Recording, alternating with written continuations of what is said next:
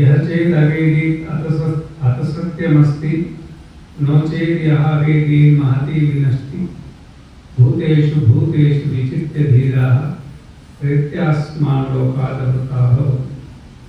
यजुर्वेदं कृष्ण यजुर्वेदं पाठकों मात्रमे इहैव संतोष विद्मस्तद्वयं न चेदवेदिर्महती विनष्टिः ये तद्विदुरमृतास्ते भवन्ति అదేతరే దుఃఖమేవాప్య। ఇది కూడా యజుర్వేదంలో పునరుద్ధరణికంలో వస్తుంది అన్నమాట. మనం బతికుండగానే మనమెవరో మనం తెలుసుకోవాలి. మనం నిన్ను అనుకున్నాం, మన శరీరం ఒకటి, మన మనస్సు ఒకటి, మనం ఒకటి. ఎన్నైనా చెప్పండి, దీంట్లో మూడైంది. ఈ మూడింట్లో మన శరీరం అంటే మనకు తెలుసు, మన మనస్సు అంటే మనకు తెలుసు, కానీ మనం ఎవరో మనకు తెలియదు.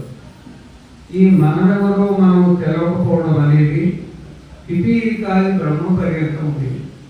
పిపీలిక అంటే చీమ చిన్న చీమ వరకు బ్రహ్మదేవుడి వరకు కూడా నేను శరీరం అని, నేను మనస్సు అని అనిపిస్తుంది, కానీ నేను ఆత్మను అని అనుభవంతో ఎవరు పుట్టరు. కండులస్య యథా చర్మ యథా తామ్రస్య కాలిమ.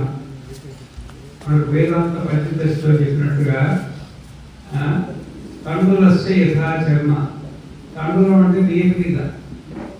కండులం అంటే ఇది బియ్యం గింజ. పుట్టుకతోటి పుట్టుతుందా పుడుతుందా అన్నమాట. యథా తామ్రస్య కాలిమ.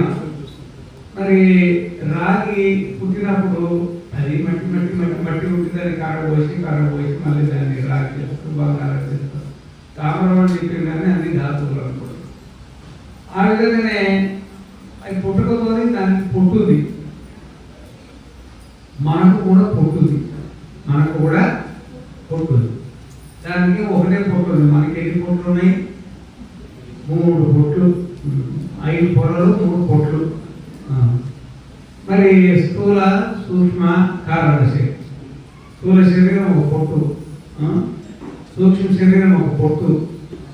మరి నేనెవరో తెలవకపోవడం అదొక పొట్టు. కారణ శరీరం అంటారు అన్నమాట. ఈ 3 పొట్లు ఉన్నాయి. ఇవి తనంతరగా తాను కూడవాటివి.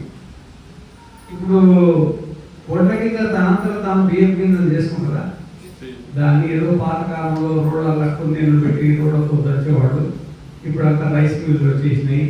అయ్యే బలవంతంగా కూడా తీయాలన్నమాట. ఆ విధంగానే 84 లక్షల జీవరాశుల్లో ఎవరికైనా కానీ తనంతర తాను